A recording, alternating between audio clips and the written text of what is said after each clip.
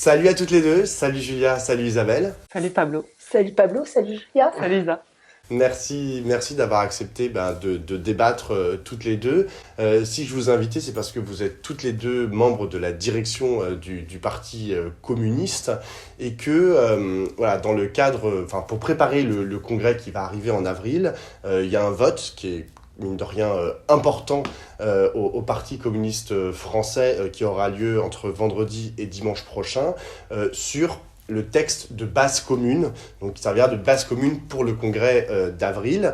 La direction sortante a fait voter un texte au mois de décembre de base commune, et il y a eu un texte alternatif qui a été proposé au mois de janvier, qui s'appelle Urgence de communisme, dont Isabelle, tu es l'une des signataires. On va débattre donc de ce que c'est que vos différentes visions de ce que doit être le Parti communiste en 2023, en 2024, dans l'avenir et dans le présent. Et du coup, ma première question, c'est quand même un peu un retour en arrière sur les quelques années en fait, où il y a eu la direction par Fabien Roussel du Parti communiste. Donc je voudrais vous poser à toutes les deux cette question. Qu'est-ce que vous retenez en fait de cette direction? Ce qui s'est passé avec les différentes échéances électorales, parce qu'il y en a eu, il y a eu notamment les élections européennes, les élections présidentielles et les élections législatives. Comment vous jugez la performance du parti dans ces élections-là? Peut-être Julia, tu peux commencer?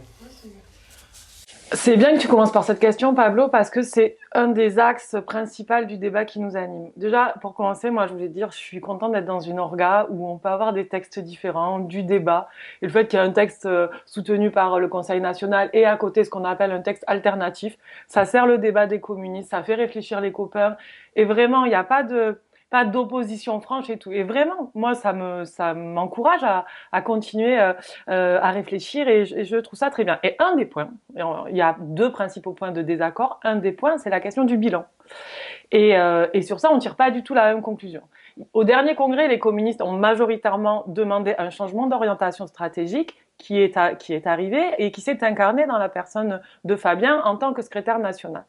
Et il y avait une volonté de redonner de la lumière au Parti communiste et une aura, mais pas pour avoir une aura du PCF pour ça, on s'en fout, mais pour que le discours du PC, dans ce qu'il a de spécifique, de structurant à gauche, se fasse entendre. Et sur ce point précis-là, force est de constater que nous avons quelques succès à notre actif. On peut avoir un bilan contrasté, mais on a des succès à notre actif. Le parti a regagné une aura médiatique, une aura politique sur des sujets, il se fait entendre très efficacement, via Fabien Roussel notamment, sur la question du travail, sur la question de l'argent, sur la question de l'énergie, notamment du nucléaire. Pendant la présidentielle, quel plaisir d'entendre Fabien sur les questions de république, de laïcité, sur laquelle la gauche avait beaucoup reculé, et Fabien a réussi, et le Parti communiste a réussi, au cours de ces 4 dernières années, à refaire entendre le parti sur ces sujets-là. Eh ben moi, je trouve que ça fait du bien à la gauche.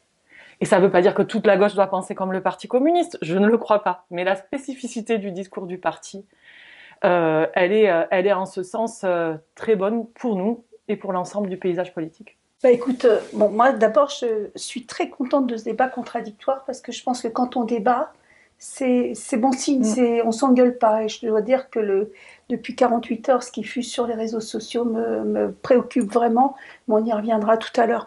Alors sur le bilan, d'abord, moi ce que je veux dire, c'est que comme toi, je pense que Fabien a réussi quelque chose qui était très important. C'est vrai qu'il a remis de la lumière sur le Parti communiste et je lui en suis gré, j'ai déjà dit plusieurs fois au Conseil national, moi je suis de ceux qui pensent que la communication en politique, c'est pas du tout un détail.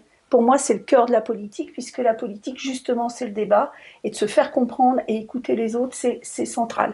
La deuxième chose, c'est que je trouve que malheureusement, les militants communistes dont tout le monde reconnaît la générosité, l'altruisme, tous ces copains qui vont dimanche matin par vents et marées vendre l'humanité dimanche, qu'on fait campagne pour Jean-Luc Mélenchon pour se faire traiter de la mort et le néant, qui ont donc été humiliés. Moi, je reconnais que Fabien leur a redonné de la dignité, et ça, c'est super. Maintenant, là où je ne suis pas d'accord avec toi, Julia, c'est que c'est vrai qu'il a percé dans les médias. Je n'identifie pas comme toi d'idée qu'il a fait percer. Comment te dire? Ce que je crois, c'est que la force du Parti communiste, son histoire, c'est de savoir articuler l'immédiat et la visée, vers où on va, qu'est-ce qu'on incarne? C'est savoir travailler l'unité du peuple et trouver des thèmes où on rassemble plutôt que des thèmes où on divise. Et surtout, c'est que moi, je trouve qu'il y a plein de choses qui existent dans le territoire. Et la force du Parti communiste, notamment, c'est son implantation territoriale. Par exemple, il y a Tarnos ou Ivry qui s'occupe de l'alimentation, du droit à l'alimentation. Il y a le grand Orly Senbiev qui crée 3 régies publiques de l'eau. Il y a eu la pétition sur le brevet du médicament qui était une super belle idée, mais on n'a pas su la faire parvenir. Ce que je crois, c'est que ce qui a été et ce qui fait la force du Parti communiste, c'est qu'il faut qu'il y ait une tête qui représente, mais il faut qu'il soit le Parti communiste dans toute sa diversité. Et moi, je trouve que là, on est un petit peu plus en écurie présidentielle que comme un parti qui est implanté et qui sait faire valoir toute sa richesse. Voilà, donc le positif et après les limites. Enfin, ce que je crois, c'est que en politique, en démocratie en tout cas, il y a quand même le vote, ça compte, et le résultat du vote, ça compte. Et force est de constater il y a 4 ans, on avait un groupe au Parlement, nous n'en avons plus. Nous n'avons pas gagné un seul député, alors que, évidemment, la NUP n'est pas dans la même situation qu'en 2018. Nous avons, sur le plan des communes, on sait très bien que c'est pas mirobolant. Et quant au nombre d'adhérents, on ne sait même pas. Ce que je sais, moi, par contre, c'est qu'il y a au dernier congrès, puisque dans nos statuts, on doit envoyer les textes à tous les adhérents. Donc normalement, le nombre de textes envoyés, ça correspond au nombre d'adhérents.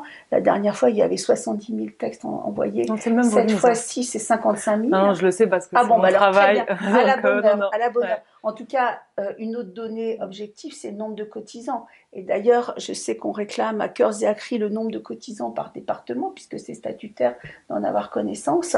Et en l'état, à 48 heures du vote, on ne sait même pas le nombre de cotisants par département. Donc oui, il y a du positif, et je le reconnais, et je remercie Fabien. Mais moi, je pense qu'il faut que si on veut être à la hauteur, et ça on va revenir, des enjeux de la période, il faut opérer un virage. Et toute dernière chose, le dernier congrès a dit effacement ou pas effacement. Effacement, on continue, pas effacement, Fabien Roussel. Mais moi, je crois que profondément, que ce soit Fabien Roussel ou pas Fabien Roussel, c'est pas, la responsabilité n'est pas une responsabilité individuelle. Sinon, les partis communistes en général et le Parti communiste français ne seraient pas dans la difficulté depuis si longtemps. Moi, je pense qu'il y a une question, et on va certainement en discuter, on est interpellé, il faut prendre un virage. On a franchi une étape très bien, mais si on continue comme ça, moi j'ai peur qu'on se rabougrise. C'est ça qui va se passer si on fait trop présidentiel, trop personnalisation. Moi, si je peux pas, ce que j'aime bien quand j'entends Isabelle, c'est qu'on partage en fait notre attachement au PCF. Et il n'y a pas d'un côté ceux qui sont attachés au PCF et ceux qui le sont pas. On l'est toutes les deux, et ça me fait quand même chaud au cœur. Et dans ce que j'entends, moi, je crois qu'on peut résumer le débat en 2 questions. Est-ce qu'on trouve qu'en 4 ans, la place du PC s'est améliorée? Est-ce que l'aura du PC s'est améliorée? Moi, ma réponse, c'est oui. Parce que on est plus visible dans les médias, on est plus percutant dans les négociations. On voit, regarde, le dernier meeting de la NUPES sur les retraites à Japy, c'est le PCF qui est à l'origine de ça. On décide d'un meeting, on invite tout le monde et on fait le rassemblement. Mais pourquoi on arrive à faire le rassemblement? Parce que Fabien et le parti, maintenant, on incarne une force propulsive politique.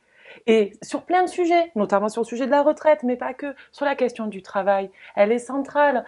Sur nous, ce qu'on y met avec l'idée que le travail doit être ce qui unit les classes populaires. On porte dans le texte que je défends une autre vision que celle qui est dans ton texte avec le salaire à vie. Bon, parlons-en par exemple, on pourra en parler peut-être tout à l'heure. Sur la question du nucléaire, qu'est-ce qu'on a souffert pendant des décennies à défendre le nucléaire alors que tout le monde nous disait que c'était pourri. Et maintenant, on voit bien que même chez les écolos, il y a des gens qui se posent la question du nucléaire. Mais nous, on a porté ça, le pôle public de l'énergie, le pôle public bancaire. Donc, première question, est-ce que oui ou non, le PC est en meilleure posture maintenant? Oui.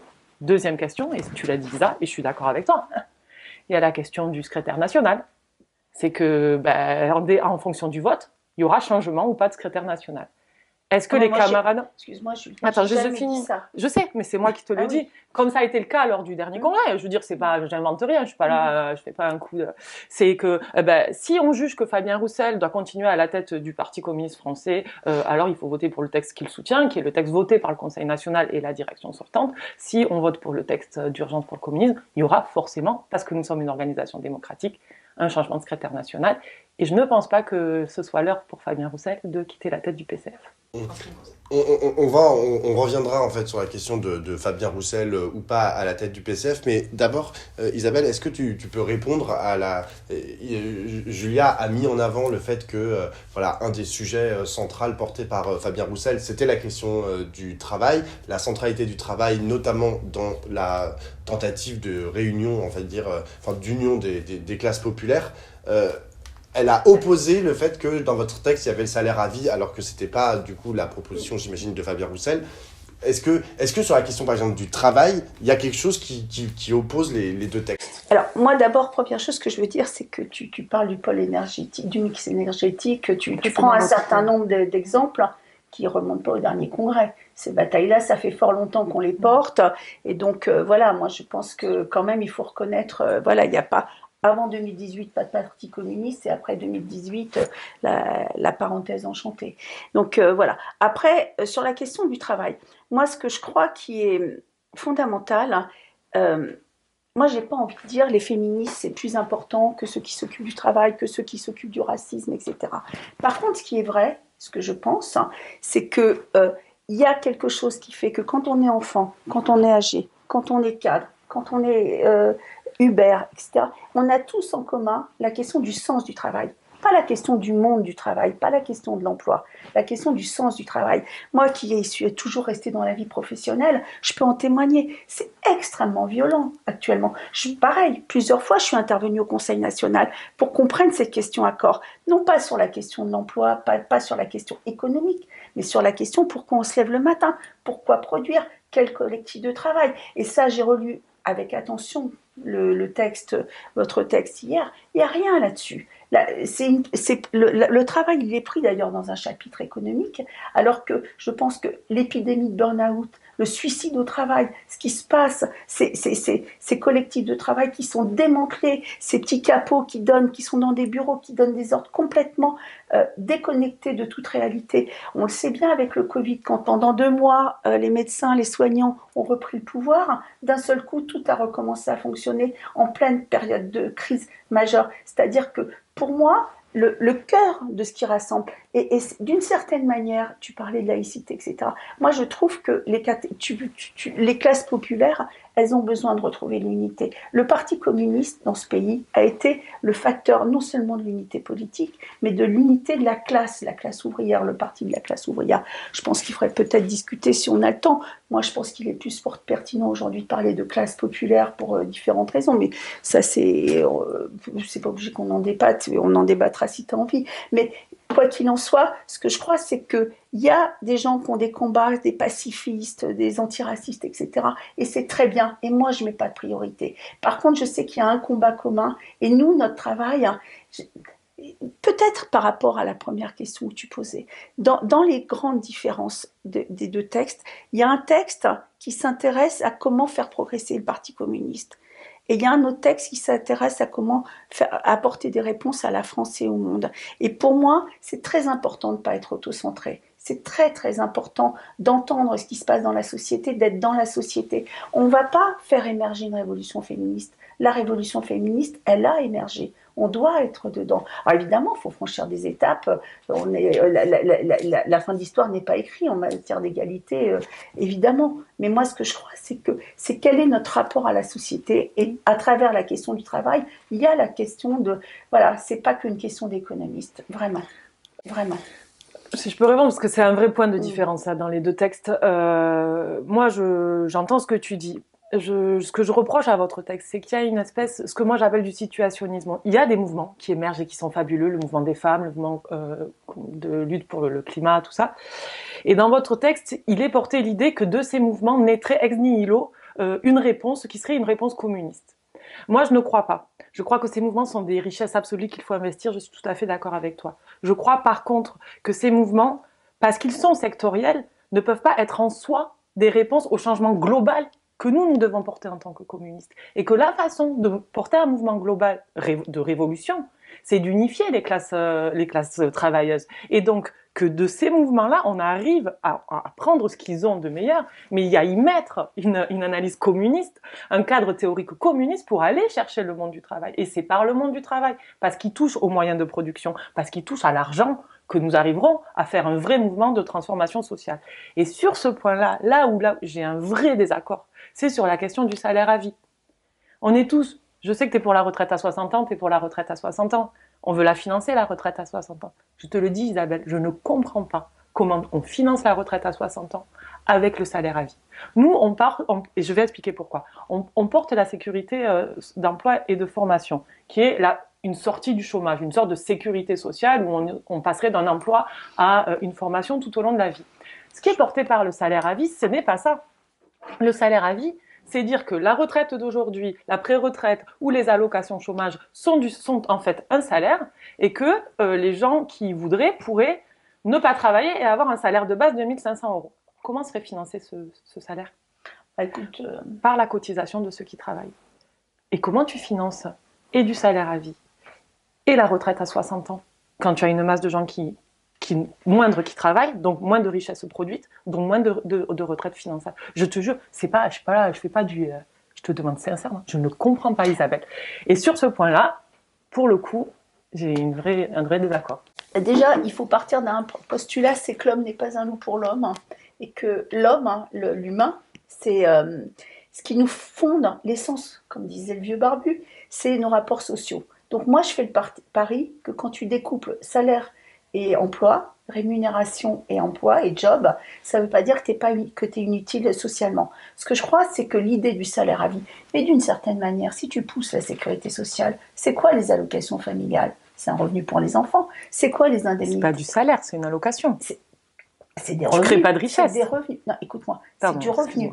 C'est le principe de la sécurité sociale, c'est de faire que du début à la fin de ta vie, en retraite, quand tu es enfant, quand tu es malade, quand tu es au chômage, tu es de quoi vivre, tu es accès aux droits, tu es le minimum vital. 1 500 €, je considère que c'est le minimum vital. Dans un monde où en 10 ans, les plus grandes fortunes sont passées, les 50 plus grandes fortunes sont passées de 200 milliards d'argent à 1000 milliards d'argent, je crois qu'il y a de quoi financer. Et je reviens à la question de l'homme n'est pas un loup pour l'homme. Moi, je ne fais pas le pari que les gens vont moins travailler. Moi, je pense qu'ils vont plus travailler et mieux travailler. D'ailleurs, pourquoi la France est le pays qui avait le plus fort taux de productivité en bossant moins ? Parce que c'est pas parce que tu es avec la carotte et le bâton que tu produis de la richesse. Ce qui fait produire de la richesse, c'est l'émancipation, c'est la liberté. Ça revient à la question du collectif de travail. Là, en ce moment, dans le travail, il n'y a plus rien qui va. Enfin, je veux dire, la France est en déclin. C'est hallucinant.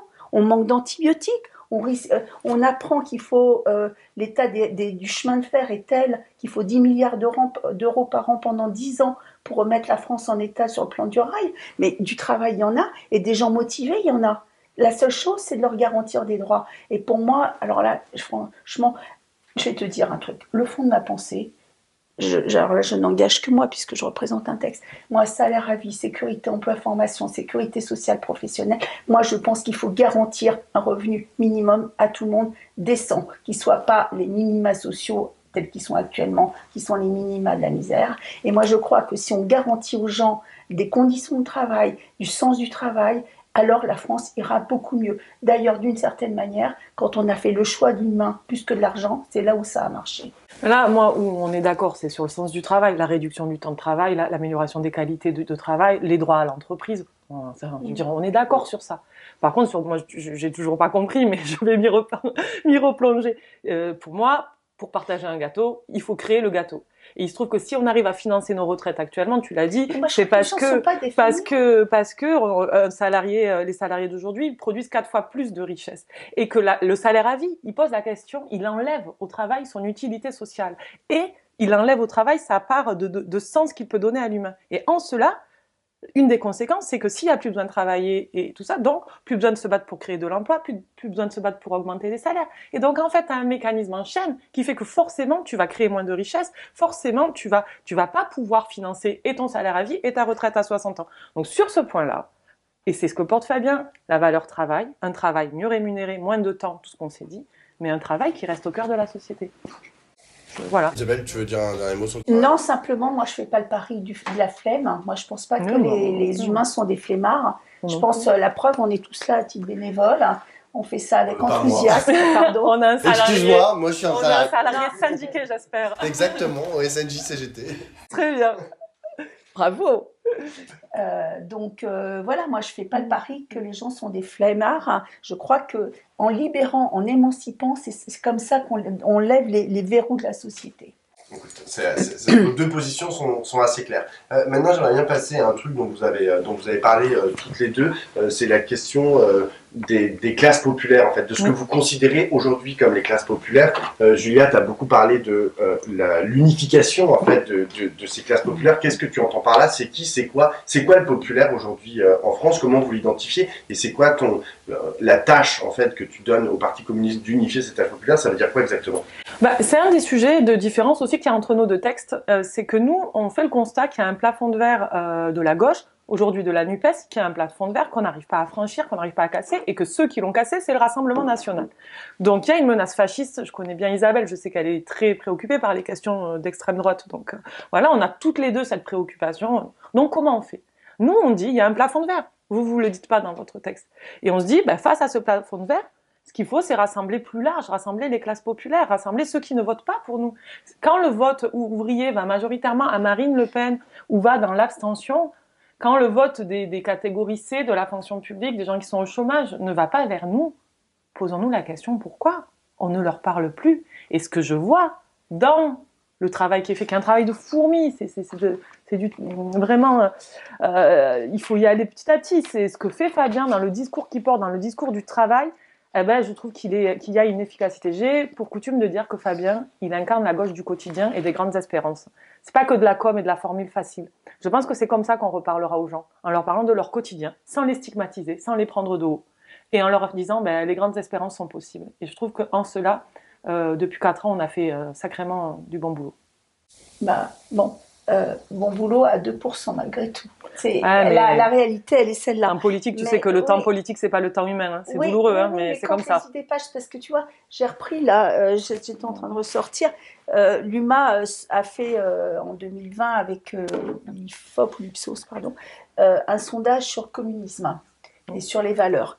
Quand on regarde, notamment chez les jeunes, parce que il y a catégorie populaire et il y a jeunes, le vote Le Pen. Donc, j'y reviendrai. Quand on regarde les valeurs principales, c'est 83% partage, 83% égalité, 78% progrès social. C'est-à-dire que le cœur de ce qui est notre engagement est largement majoritaire dans la société et encore plus majoritaire sur les jeunes. C'est dire que normalement, on devrait avoir un boulevard. Et on voit bien qu'il y a un gap considérable entre une adhésion, parce que tu parles de plafond de verre. Moi, je pense qu'il n'y a pas de plafond de verre idéologique. Il y a un plafond de verre que je conteste, mais si le plafond de verre tel que tu l'évoques, c'est un plafond de verre politique. Donc, on va revenir sur la nuque tout à l'heure, j'imagine. Donc, ça, c'est la première chose. Deuxième chose, effectivement, il y a la question, moi, je pense que on ne peut pas continuer à supporter, parce que le risque majeur 2027, c'est Marine Le Pen. Ça, c'est sûr et certain. On ne peut pas supporter de continuer cette hypothèse. J'invite les communistes, il y a un très très beau texte qui était un rapport du comité central en 1936 de Paul Vaillant-Couturier, et c'était bien de voir qu'à ce moment-là, les rapports du comité central n'étaient pas des rapports qui parlaient au comité central, mais des rapports qui parlaient à la France. Ça s'appelle Appel à l'intelligence. Et c'est remarquable, ce texte. Ça s'adresse à la France parce qu'il y a le risque fasciste sur le risque fasciste. Et moi, je crois que si on veut combattre ce risque fasciste, il faut être à la fois porteur d'une espérance, j'espère qu'on parlera communisme, il faut être à la fois porteur de propositions globales qui relèvent les défis. Là, moi, j'estime, on n'a pas vocation à être à la marge de la société. On veut être au cœur de la société. La France, elle est confrontée à quoi? Défis pacifiques, défis écologiques, le déclin de la France avec la désindustrialisation, la crise des transports, la crise de la production. On a la question des droits, l'état des services publics, l'école, la santé. On a la question du pouvoir d'achat. Tout ça, ça fait un tout. Pour moi, c'est quasiment un plan décennal pour la France qu'on devrait être en capacité de porter. Or, tout ça, Il y a plein d'expériences communistes. Les communistes, dans plein d'endroits, se battent sur ça.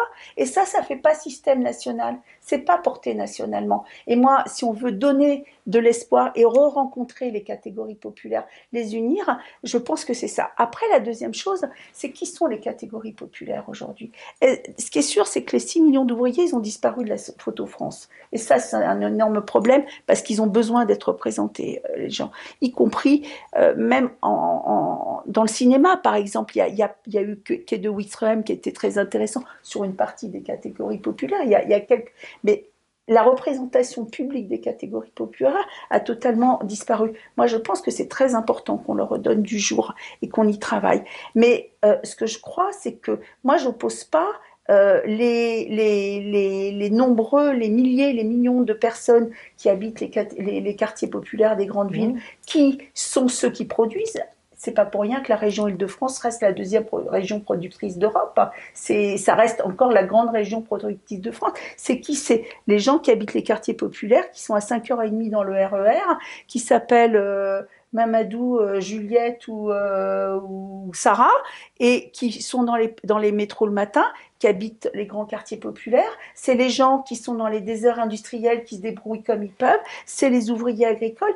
Et notre travail à nous, c'est pas de dire je vais choisir la gauche morale contre la gauche sociale, ou je vais prendre les ouvriers dans le sens du poil sur les questions de société pour les convaincre sur la question sociale.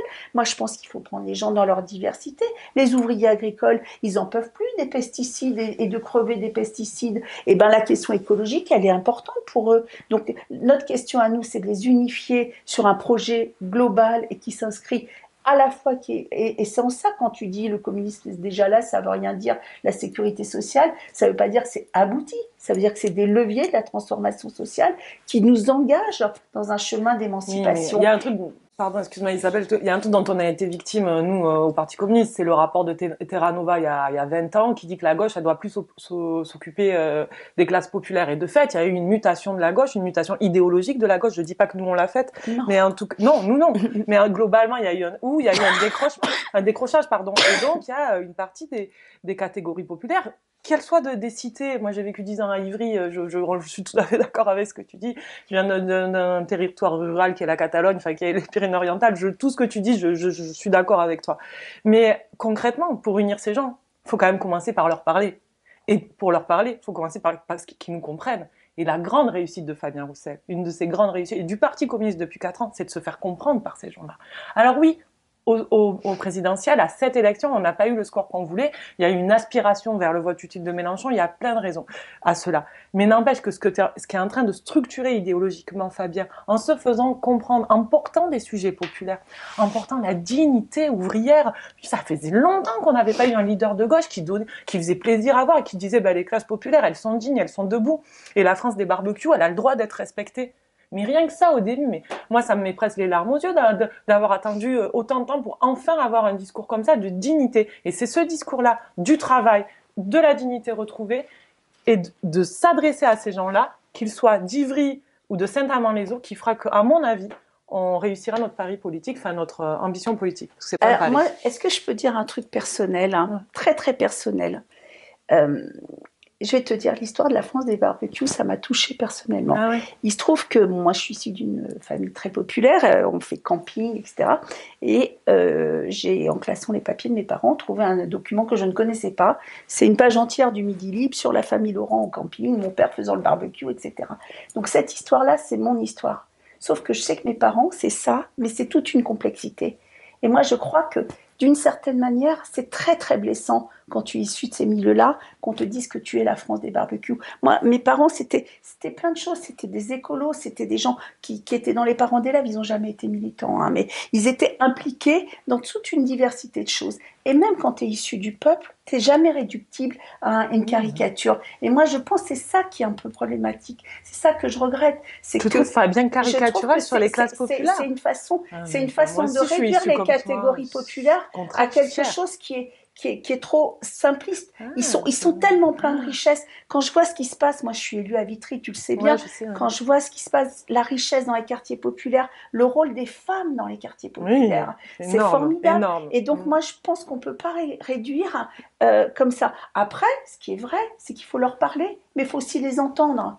Et c'est là quand je te dis qu'on a besoin d'un parti ouvert dans la société, c'est que être nourri par leurs forces et en retour amener notre cohérence et nos idées, moi je pense que c'est une force considérable. Ben moi je trouve que tu vois que Fabien, c'est ça qui nous amène. Moi aussi je suis issue d'un milieu populaire au Parti communiste, il y en a beaucoup et je suis fière en fait, j'ai comme une revanche de ma grand-mère là quand je l'écoute, ça me fait ça. Mais bon, après chacun c'est mais Fabien, il a apporté ça notamment d'écouter les gens dans le rapport direct. Donc dernière question parce que je sais que Julia tu dois t'en aller. La question de la NUPES parce que c'est aussi une question qui vous divise.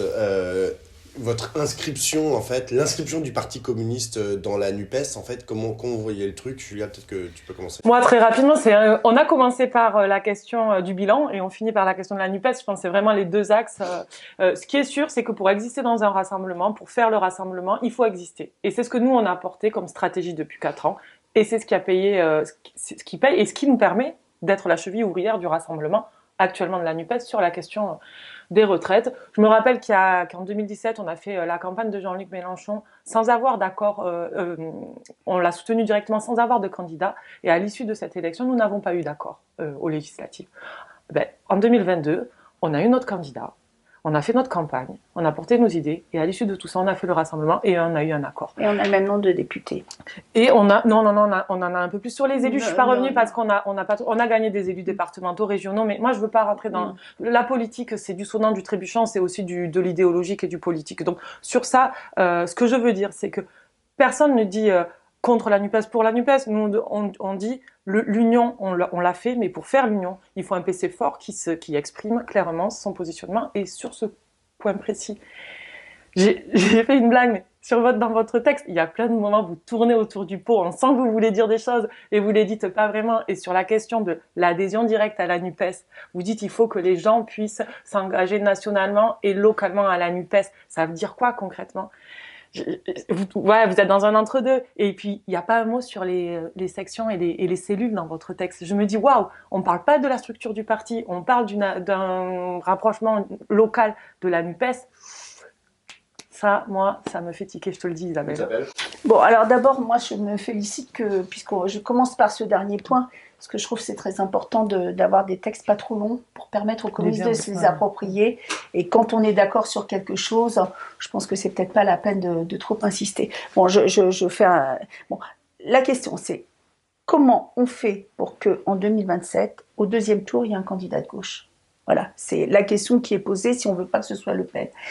La gauche, c'est quoi? C'est le PC, le PS, LFI, écologiste. On l'appelle Tartampion, on l'appelle NUPES. De toute façon, il faudra bien que ces gens-là soient ensemble pour faire en sorte que la gauche, elle soit pas au deuxième tour.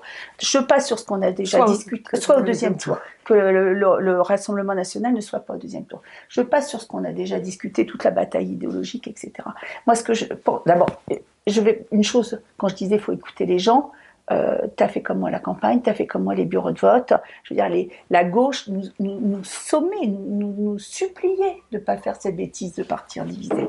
Parce que tout le monde voyait bien que unis, on était au second tour, divisés, on était hors jeu.